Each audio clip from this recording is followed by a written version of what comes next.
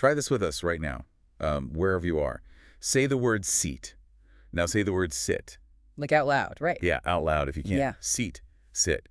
If you ask, a random person on the street what the difference is between those two vowels, almost everyone will tell you that seat is just held a little bit longer. Right. The classic long E. Exactly, the long E. We've all heard that. But try holding a stopwatch and saying sit for 5 full seconds. Sate. Yeah, it just sounds like a very weird sit. Right. It never turns into seat. No matter how much time you add, the word doesn't actually change. And why is that? Because almost everything we learned in early elementary school about how human speech actually works is basically a biological illusion. It really is quite the realization when you recognize that the terminology we use to teach reading completely masks the physical reality of speaking. Completely masks it. We tell learners to focus on time, right? Long versus short. But the actual difference between those sounds has absolutely nothing to do with the clock. So no stopwatch required. None at all.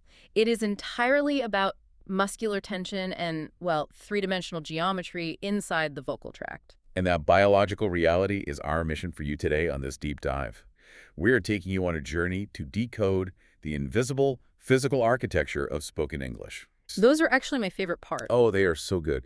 The goal here is to completely remap your understanding of what your face is literally doing when you talk. Which is incredibly necessary because we basically operate in a massive proprioceptive void. Wait, a proprioceptive void. Let's unpack that. Yeah, so we produce tens of thousands of words every single day entirely on autopilot.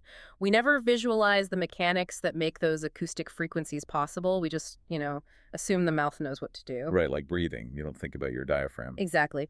But if you look at the linguistics data, English is a particularly treacherous landscape. I mean, we only have 5 or 6 written vowel letters, right? A, E, I, O, U, and sometimes Y. The classic lineup. Right. But spoken English utilizes anywhere from 14 to 21 distinct vowel sounds depending on, well, the specific regional dialect. That is just wild, cramming 21 distinct, unique biological muscle postures into just 5 little letters on a keyboard. It's a recipe for confusion. It's no wonder spelling is a historical disaster. And it's no wonder non-native speakers feel like they're hitting a brick wall. You can't rely on the written word to tell you what your jaw should be doing. You really can't. And that massive discrepancy between the written symbol and the physical execution is why mastering the actual biomechanics of pronunciation is, frankly, the only effective shortcut to clarity. So it's about the physical body. Yes, you have to train the muscle memory, not just the eyes. You really have to understand the vocal tract as a physical instrument. So looking at these phonetic guides we have, the way they conceptualize this instrument is fascinating. They use this foundational tool called the International Phonetic Alphabet Vowel Chart. The IPA chart, yeah. Right. But the sources don't treat it like a boring list of symbols to memorize for a linguistics test. Yeah. They call it the vowel quadrilateral. Which sounds very academic, but it's actually highly practical. Yeah, they describe it as a literal 3-dimensional coordinate system for your face. It really is an ingenious piece of scientific mapping. The best way to visualize this chart for you listening is to imagine a slightly skewed box, or like a trapezoid, superimposed directly over a profile X-ray of your own head. Okay, I have that image in my mind. An X-ray of my face with a box inside the mouth. Exactly. The boundaries of this box represent the absolute physical limits of where your tongue can move within the empty cavity of your mouth without accidentally creating friction and turning the vowel into a consonant. Oh, wow. So if it hits the edge too hard, it stops being a vowel. Right. It becomes a hard consonant sound. Okay, let's actually trace the coordinates of this map, starting with the vertical axis. If I look at this grid, it seems like moving from top to bottom is purely about jaw mechanics. Like, if a sound is at the very top of the chart, what is my mandible actually doing? So the vertical axis directly correlates to jaw height, which inherently dictates how open or closed your oral cavity is. Makes sense. When a vowel is located at the absolute top of the chart, linguists call these high or close vowels, your jaw is hinged almost entirely shut. Almost biting down. Exactly. Because the jaw is closed, the main body of your tongue is forced upward. It sits incredibly close to the hard palate, the roof of your mouth. So the air channel is incredibly narrow. So the higher we are on the map, the more closed the mouth is. Yeah. And as we move down the y-axis toward the bottom of the grid, Well, as you move down to the low or open vowels, the mandible literally drops, Gravity and muscle pull the jaw downward, Okay. and the tongue naturally lowers away from the roof of the mouth along with it. The resonating chamber inside your face suddenly becomes much larger and taller. That makes perfect mechanical sense. Yeah. Top of the chart means jaw closed. Bottom of the chart means jaw dropped wide open. But what about the horizontal axis? Ah, the XX. Yeah, because my jaw can drop up and down, but it can't unhinge and swing left to right to make a vowel. That would be terrifying. It would look very strange, yes. So moving horizontally across this facial map has to be charting something entirely different, right? It is. It's charting the internal mass of the tongue. The horizontal axis tracks where the bulk of the tongue muscle is actively pulling or pushing. Like where the meat of the tongue is sitting. Exactly. It's quite an extraordinary muscle, functioning much like a tentacle, honestly. It can bunch up in different areas without relying on bones. A tentacle in your mouth. Great mental image. It's accurate, though. Front vowels, positioned on the far left side of the chart, require the tip and the main body of your tongue to thrust forward. They crowd the space right behind your top front teeth. It almost feels like the tongue is trying to escape out the front of the mouth. Precisely. And conversely, back vowels, located on the far right side of the chart, require you to pull that heavy bulk of the tongue backward and downward. So pulling it away from the teeth. Right, retracting it toward the pharynx, or the throat. You are essentially hollowing out the front of the mouth and crowding the back of the vocal tract. Okay, so we have a physical grid. Up and down tracks the jaw hinge. Forward and backward tracks the tongue mass. Yes, the lips. Right. You don't just have a jaw and a tongue. You have lips. How do they fit into the coordinate system? So, lip posture acts as an acoustic modifier, and it maps onto this grid with surprising regularity. The chart actually accounts for lip roundness. Like puckering. Exactly. As a very general rule in the mechanics of English, sounds plotted on the right side of the chart. The back vowels where the tongue is pulled toward the throat usually feature strongly rounded lips. Think of the muscular action of pushing your lips forward to blow out a candle.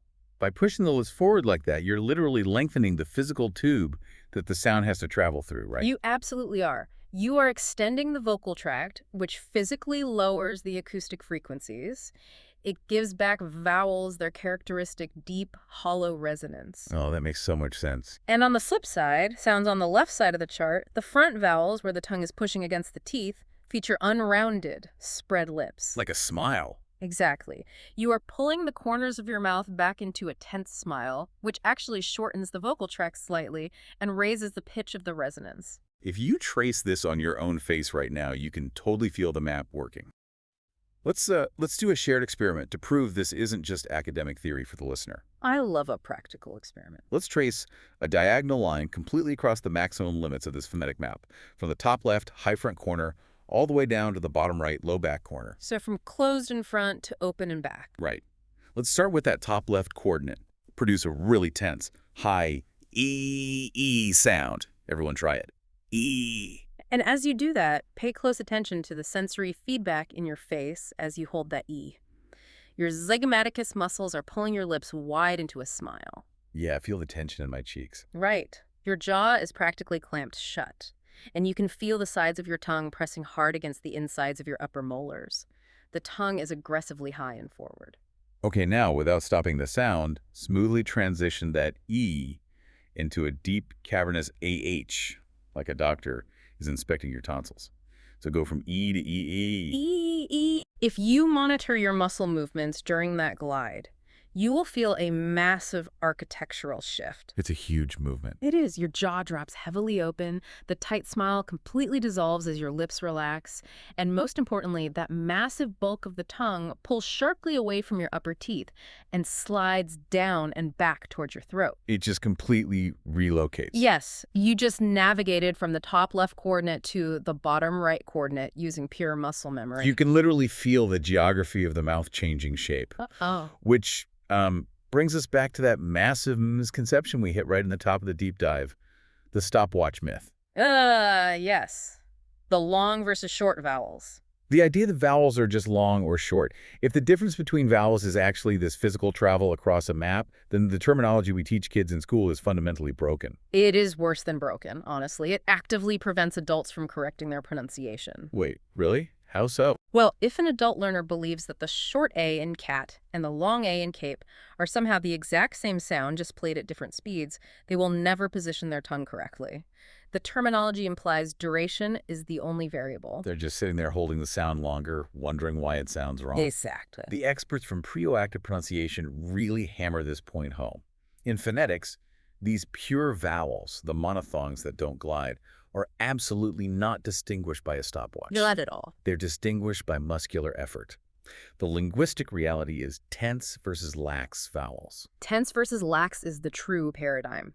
When you execute a tense vowel, what the elementary schools confusingly label a long vowel, the entire muscular system of your lower face, your tongue, and your lips is highly activated. Like flexed. Exactly, contracted and tight. You are actively forcing the tongue higher and pushing it further toward the extreme absolute outer edges of that vowel quadrilateral. It takes physical work to hold that coordinate. You are pushing the biological instrument to its outer limits. And the lax vowels, the ones we were taught to call short. The defining characteristic of a lax vowel is a sudden drop in muscular exertion. The tension releases. So you just let go. Pretty much. Because the muscles aren't working as hard, the tongue naturally settles slightly lower and pulls away from the extreme edges of the mouth. It gravitates slightly more toward the center. It's a softer, lazier physical posture. And that changes the sound. Dramatically. The acoustic result of that softer posture is what we perceive as a completely different vowel. We need to make this visceral for everyone listening. Let's walk through the exact physical mechanics of the most notoriously difficult tense and lax pairs in the English language. Good idea. The pain points. Right. Let's look at pair one, the tense I versus the lax there. This is the classic seat versus sit dilemma that we started the show with. Let's break down the tense high front I first. This is the vowel in words like seat, beat, sheep, or reach. Okay, so what am I doing physically for seat? To hit this coordinate accurately, you cannot be lazy. Your lips must be forcefully spread tight into a grimace or a smile. The blade of your tongue is driven hard and high behind the alveolar ridge. Yeah, with the alveolar ridge. That little bump right behind your top front teeth. Oh, yeah, I feel it. Right. There is immense pressure in the mouth. Seat, beat. Okay, now contrast that highly flexed physical state with the lax, short vowel found in words like sit, bit, ship, or rich. The moment you shift to sit, the muscular bracing collapses. The tight smile releases, returning the lips to a neutral, unspread position. You just kind of let your face drop. Right. The jaw drops just a millimeter or two. It's a microscopic but vital shift. And because the jaw drops and the tension releases, the tongue lowers slightly away from the hard palate. The extreme pressure is gone. Seat versus sit. It is entirely about where the tongue is sitting on the y-axis. Yeah. The lax tongue is literally lower in the mouth. Precisely. And if we move to the back of the vocal tract, we see the exact same tension dynamic in pair two, right? Yep. The tense U versus the lax. Correct. The tense high back vowel is the sound in food, pool, luke, or shoe. To hit this target, your lips must pucker forcefully. You need a very tight, small, heavily activated circle. Luke. Shoe. Yeah, my lips are working hard. Simultaneously, the very back root of your tongue is pushing intensely high up toward the soft palate, the velum, pool, luke. It literally feels like you are trying to drink a very thick milkshake through a very tiny straw. Everything is squeezing. That's a great analogy. But what happens when we switch to the lax counterpart? Words like foot, pull, look, or should. The intense pucker releases. For the lax in pull, the lips still maintain a rounded shape, but it is a soft, medium relaxed circle. There's no squeezing. Pull, look, yeah, much lazier. And internally, that high arching back of the tongue drops slightly away from the roof of the mouth. It settles into a lower, more comfortable position. Pull versus pull. Luke versus look. Okay, let's analyze one more crucial set, pair three. This one operates much lower on our facial map. The short front A versus the mid-short show. This is a tricky one. We see this collision constantly in words like bad versus bad, or cat versus get, or sand versus send. This specific pair is a masterful demonstration of how vital the jaw hinge is. Unlike the high vowels, where the tongue does most of the heavy lifting, this pair relies heavily on the degree of mandibular opening. So it's all about the jaw. Exactly. For the jaw in bed or sen, the jaw is only moderately open. The tongue sits comfortably in the middle front of the mouth. Bid, send.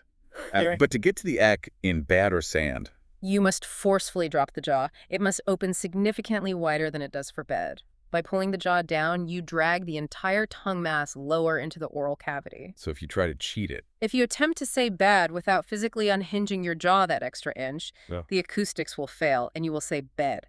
The physical space dictates the sound. Bad. Bad.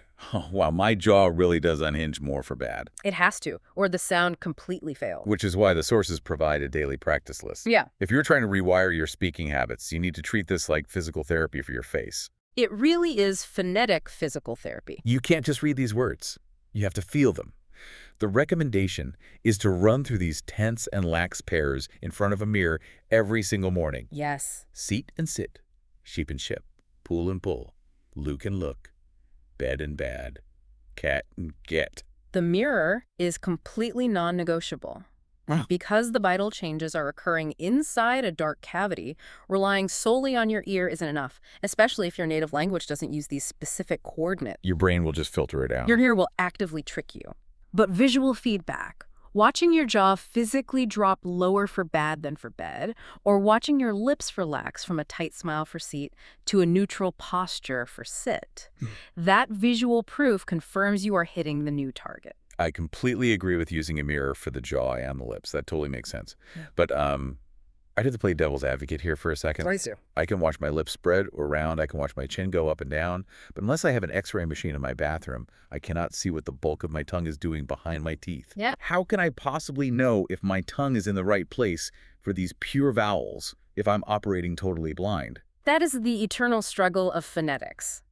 We cannot see the primary articulator. This is where we have to rely on physiological hacks. I love a good hack. These are tricks that manipulate the interconnected musculature of the face to force the tongue into the correct posture without us having to consciously steer it. The experts in the workshops we reviewed provided some brilliant physical constraints to ensure accuracy. The first one they mentioned is called the smile trick. And I have to admit, it's incredibly effective when you actually try it. It works because of the anatomical interconnectedness of the lower face. If you are struggling to accurately hit that high front tensai sound, the sound in seat or keep, you simply force your mouth into a wide, exaggerated, hypertense smile. Like Joker-level smile. Exactly. Pull the corners of your mouth as far back as they will physically go. Because the facial nerves and muscles are all tethered together, pulling the lips back into that extreme grimace naturally drags the body of the tongue forward and upward. You literally hijack the tongue's position by moving the lips. You do. It creates a physical constraint. Try doing the opposite. Smile as wide and tense as you possibly can, and while holding that smile, try to say the word food, which requires a back vowel. Let me try feed. Feed. It feels Yeah. awful. My mouth violently wants to say feed instead of food. See? The smile physically locks the tongue into the front coordinate, making it incredibly difficult to pull the muscle back toward the throat. It's a built-in guide rail for front vowels. That is wildly helpful. What about the lower back vowels where the tongue has to hide down near the throat? For the low back vowels, like the to in father or hot, we employ the yawn trick. The yawn trick. Right. To hit this coordinate, the tongue must be completely flattened and depressed. So you drop your jaw wide open, and you simulate the physical sensation of the very beginning of a deep exhaustion yawn. I feel that. Or imagine a doctor is aggressively pressing a wooden tongue depressor down onto the root of your tongue while ordering you to say, ah. So it's all about fighting the tongue's natural desire to float upward in the mouth. If the back of the tongue creeps up even a fraction of an inch toward the soft palate, the vast resonating chamber shrinks, and the sound instantly becomes muffled or nasal. The yawn sensation forces the tongue root down, clearing the airway and creating that massive, hollow acoustic space required for the deado vowel. There was another fascinating exercise from Hadar's pronunciation workshop that caught my eye. She addressed the fact that most of us just have completely dead, numb tongues. Yes, the proprioception issue. Right, we have zero proprioception, no internal awareness of where the muscle actually is in space because we never think about it. She suggests an exercise that builds intense muscular awareness, often called the invisible obstacle. It's basically a form of isometric resistance training for your mouth. Like lifting weights for your tongue. Exactly. You take the tip of your tongue and you anchor it firmly against the back of your bottom front teeth. Do not let it move from that spot. Okay, anchored. Then, while the tip is pinned behind the teeth, you try to push the main body of the tongue forward and upward as if it is fighting against an invisible wall in the middle of your mouth. Oh, wow. Yeah, it creates a sudden, intense buildup of tension in the tongue. I really feel it. It's working the genioglossus muscle, the main bulk of the tongue. Suddenly, a muscle you haven't consciously felt in years is burning with effort. You become hyper-aware of its exact location and volume within the oral cavity. This is an intense feeling. Developing that deep bodily awareness is the absolute prerequisite for making the tiny millimeter adjustments required to cleanly shift from a word like bed to a word like bad. Oh. You have to feel the instrument before you can tune it. Okay, so we've mapped the X and Y axes of the mouth. We've tackled the tension of the pure static vowels. We've done our isometric tongue push-ups. But holding your tongue perfectly still in these extreme corners of the map is exhausting. It's very tiring. And in casual conversation, human beings are inherently lazy. We don't hold static poses. We slide around. What happens to these precise coordinates when we're speaking at 150 words a minute? That is where the static map breaks down into motion. This leads us directly into the next major phonetic category explored in the sources. We transition from monophthongs, pure static vowels, to diphthongs. Diphthongs. We all know diphthongs are moving targets, but the Crash Course Linguistics breakdown really visualizes the actual motor cortex sequence required to pull this off. You weren't just making two distinct sounds in a row. No, not at all. Your brain is calculating a physical glide path in real time. A diphthong is an incredibly complex maneuver.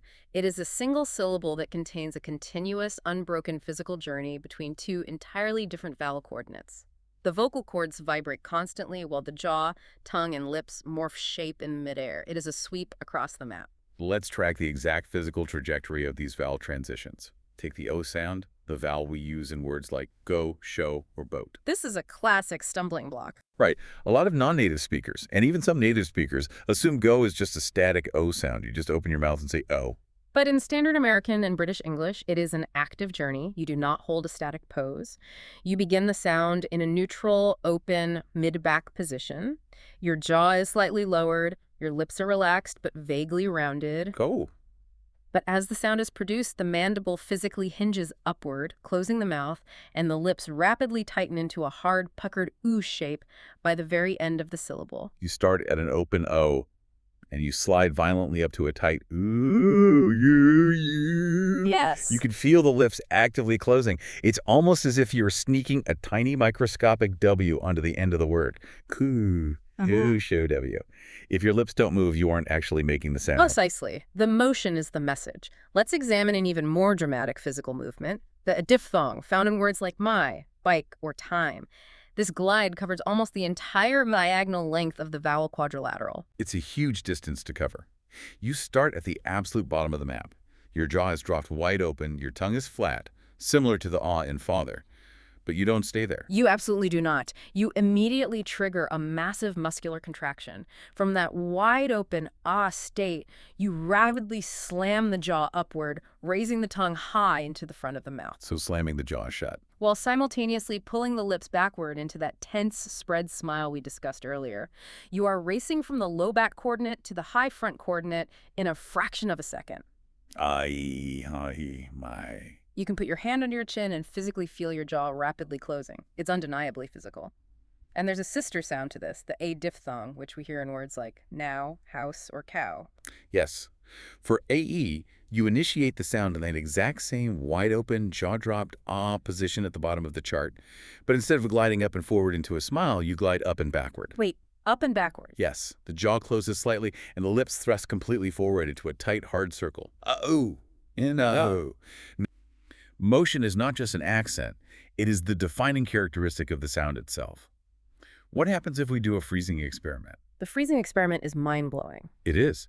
What if you start saying the word bike, you open your jaw for the ah part, but then you freeze your facial muscles and refuse to slide up to the E coordinate? The acoustics fundamentally change. If you stop the physical glide halfway through bike, you don't produce a weirdly accented bike. You end up saying buck.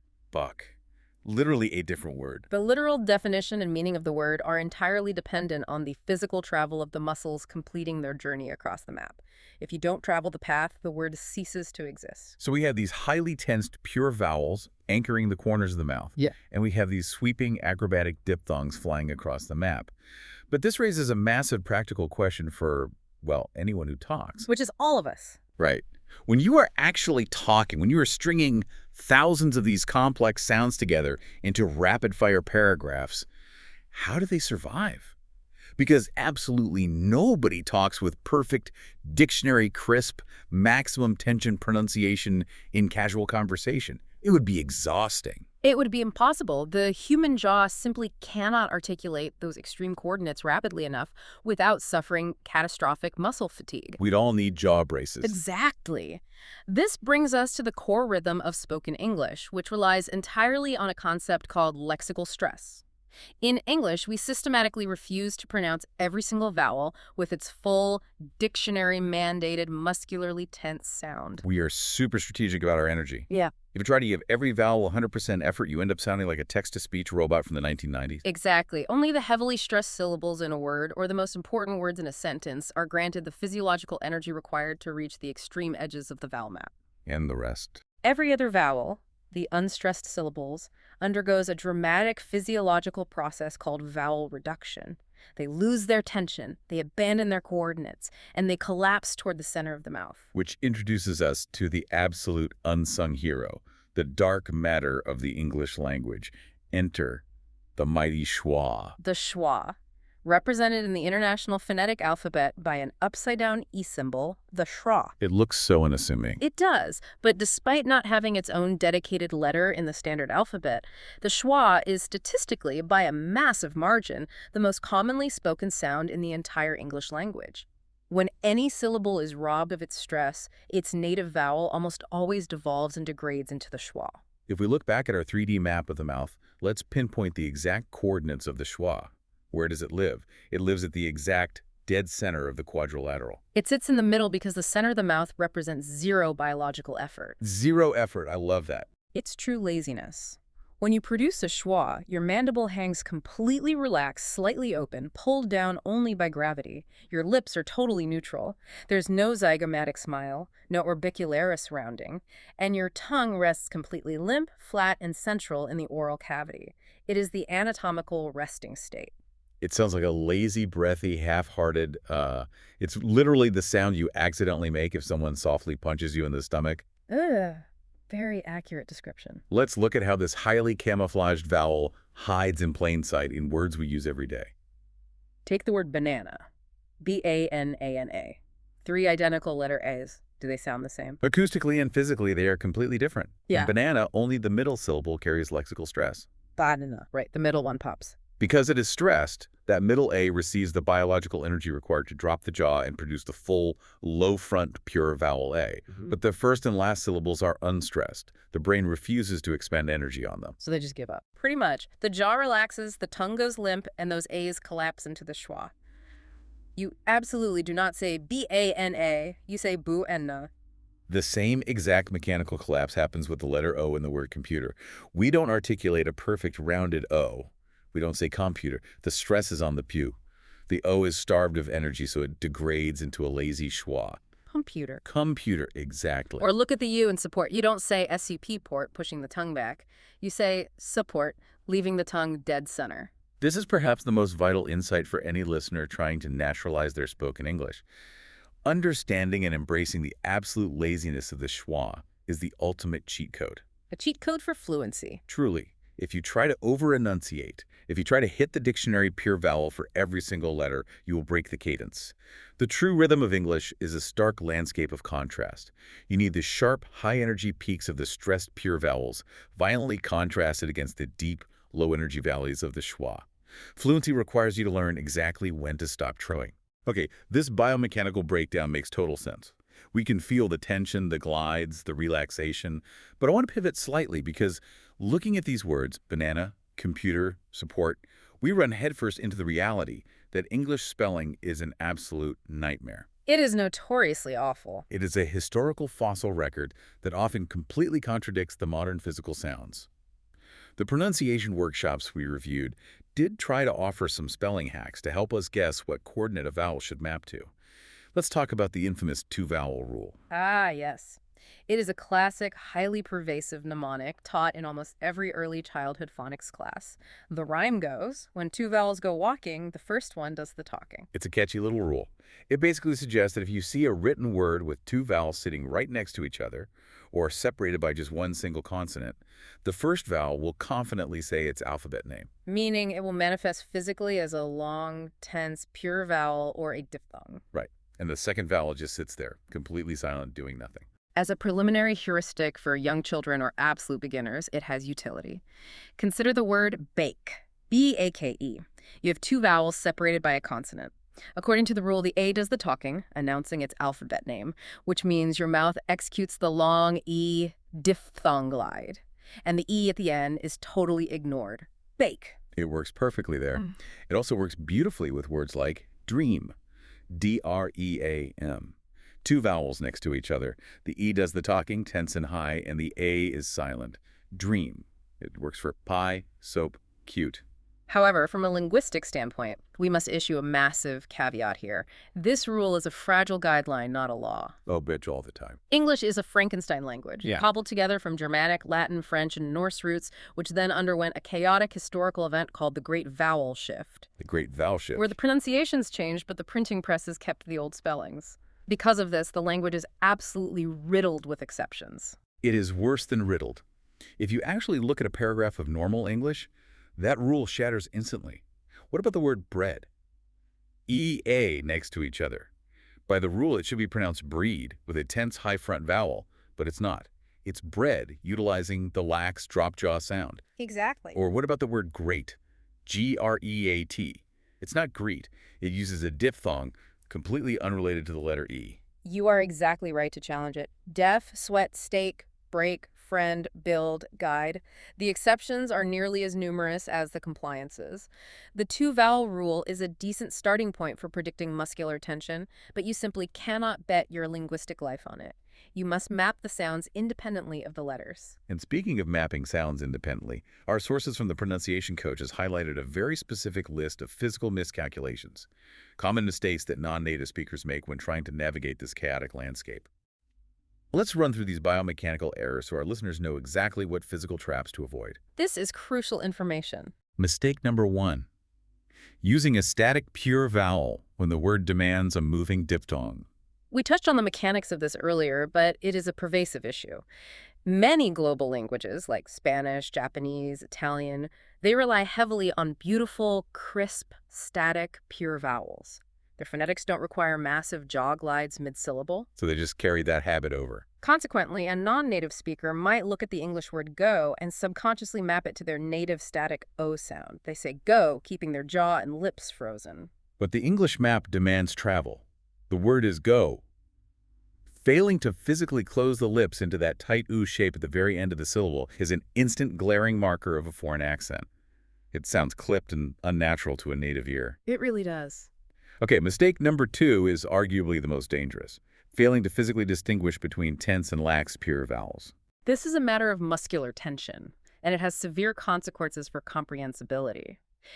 If your native language only maps one vowel sound to the high front area of the mouth, your brain will struggle to distinguish between the extreme tense I and the relaxed, slightly lower lax.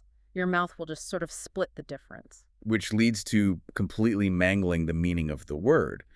You try to say sheep, but because you don't tense the smile enough, it comes out sounding like ship. Or, far more problematically, you might attempt to say the word beach, referring to the sandy shore. Oh no, I know where this is going. But because you fail to utilize the intense zygmatic smile and high tongue pressure required for the tense I, your mouth relaxes into the lax sound. Right. If you accidentally drop your jaw and relax your tongue on that specific word, you aren't saying beach anymore.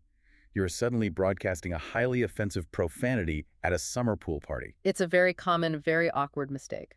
The physical tension of your tongue is literally the only thing standing between a pleasant conversation and a massive insult. And finally, mistake number 3, overpronouncing unstressed syllables. The refusal to use the schwa. This circles back to the rhythm of English we discussed. When non-native speakers learn English primarily through reading text, they assign full phonetic weight to every printed vowel letter. But mechanically pronouncing banana as banana with 3 full jaw drops completely shatters the expected rhythmic cadence. It sounds incredibly stilted. It actually makes it harder for a native listener's brain to parse the word. In English, mastering the lazy, limp-tongued schwa is mandatory, not optional. So we've broken down all this complex muscular theory, but what does this mean practically for teaching someone else? Say you've got a young kid who is struggling to read, or maybe you are an adult trying to aggressively retrain your own motor cortex to break decades of bad habits. Theory is great, but application is better. Right. The educational sources we pulled from Toward the Teacher and Scratch Garden abandoned the charts entirely and gave us some incredibly fun, highly physical hacks. Yes, these educators utilize a brilliantly effective technique. They bypass the tiny invisible muscles of the mouth and use gross motor skills. Large hand and arm motions to physically anchor the difficult, lax vowel sounds into the student's memory. Bringing the mouth down into the body. I love this approach. Cognitive science shows us that embodied cognition, linking a physical full-body movement to a micro-mouth movement, creates an incredibly durable neurological shortcut for the brain. That's why we gesture when we talk. It locks the memory in perfectly. So let's walk through these specific fun hand motions designed to lock in the short, lax vowels. Let's begin with the short A, the A sound, which requires a significant jaw drop. The motion for short A is brilliant. You pretend you are holding a massive, crisp apple in your hand. You bring it up to your face, and you physically mime biting into it while you say A apple. A. Think about what happens. Your jaw naturally has to drop wide open to take a fake bite of an apple, which perfectly automatically aligns the mandible for the low front A sound. The hand motion forces the jaw physics. It's remarkably clever. Moving to the short E, the mid-front sound. The physical cue is to put your hands up by the sides of your head and wave them back and forth like massive elephant ears. E, elephant. For the short I, the tricky lax A sound, you take your index finger and you physically tap the tip of your nose as if you were pointing out an igloo right in front of you. I, igloo. The physical tap helps isolate the short, clipped nature of the relaxed sound. For the short O, the low back down, the physical motion must mirror the open, hollow nature of the vowel. You take both of your arms and sweep them above your head to make a massive, wide O shape. Like the YMCA dance. Very similar, yes. Or you use your hands to dramatically widen your mouth like the tentacles of an octopus. Oh, octopus. Yeah. The expansive wide arms subconsciously encourage the jaw to drop and the tongue to flatten, opening up the vocal tract. And finally, the short U, which represents the lax or the lazy, swallow-like sound. You take your hand and you grab your stomach, physically simulating the sensation of being softly, unexpectedly bumped in the gut. Ah. Exactly. Or you pretend you are forcefully pushing upward to pop open an umbrella. U-umbrella. The sudden upward thrust of the hand mimics the short, sudden burst of air from the diaphragm. While it may feel slightly juvenile to mime eating an apple or flapping elephant ears in your living room, utilizing gross motor skills to train the fine motor skills of the jaw and tongue is a pedagogically flawless strategy.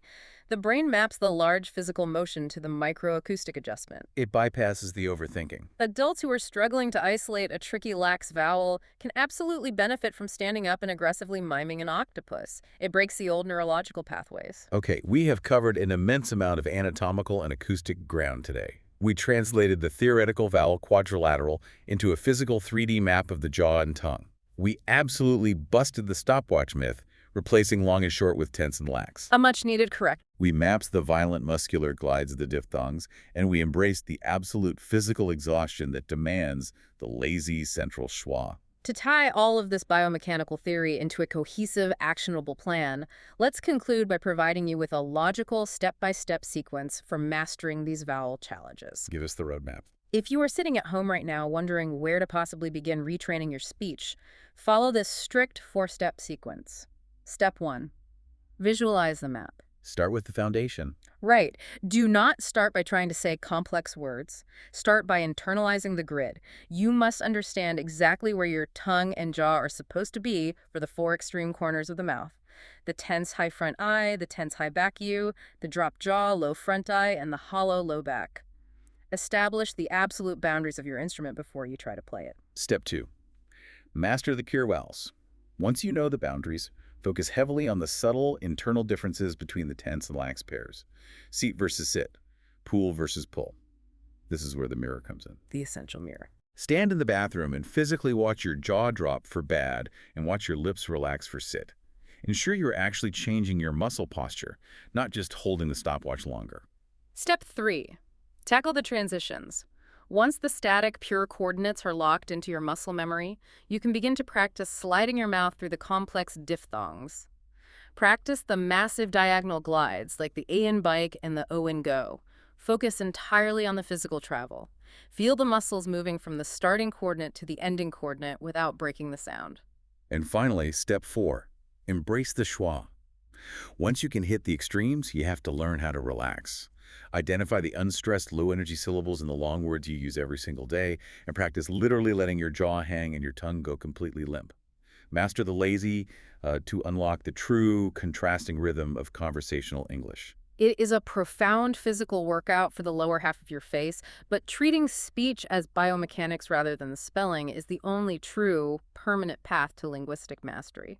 Thank you so much for joining us on this deep dive. We've mapped the invisible architecture of the mouth, but before we go, I want to leave you with a lingering question to chew on. Always good to have something to think about. If our vowels are ultimately just physical coordinates on a map, if they are just habits of where we place our tongue and our jaw, how will regional accents evolve in our highly digital, hyper-interconnected modern world? Will the internet, with its relentless global flood of homogenized video and audio streaming, eventually sand down the edges and average out our tongue positions into one universal global grid? A global vowel map. Or is the human mouth too stubborn? Will we always find strange, rebellious new ways to bend the map and create new local identities? Pay close attention to the way that people around you physically say their vowels today. You might just hear the map actively changing in real time.